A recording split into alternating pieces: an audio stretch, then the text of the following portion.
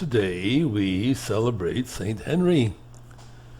He was a German king who led and defended Europe's Holy Roman Empire during the first millennium. Born in 972, during his youth he received both an education and spiritual guidance from a bishop, Saint Wolfgang of Regensburg. He was intelligent, devout, and for a while even considered the priesthood. His lessons in piety and charity left a lasting mark on his soul, but it was ultimately in the political realm, not the church, that he would seek to exercise these virtues. He took on his father's position as Duke of Bavaria in 995, 1 year after Wolfgang's death. The church supported his accession to the throne as King of Germany in the year 1002. As king, he encouraged the bishops to reform the practices of the church in accordance with canon law. He brought a peaceful end to a revolt in his territory, which ended with the king pardoning the rebels. He acted decisively but not harshly against an Italian nobleman who set himself up as a rival king. In 1014, he journeyed to Rome, where Pope Benedict VIII formally crowned him as head of the Holy Roman Empire.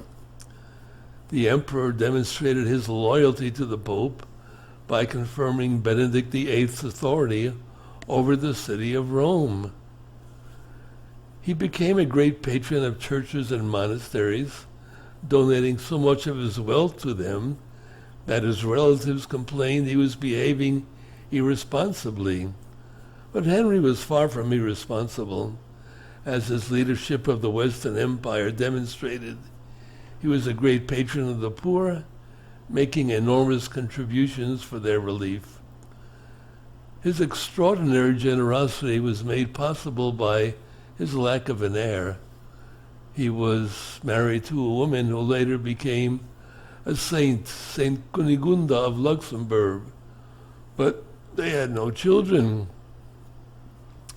For the last several years of his life, Henry had to deal with serious illness and an additional ailment that crippled his leg.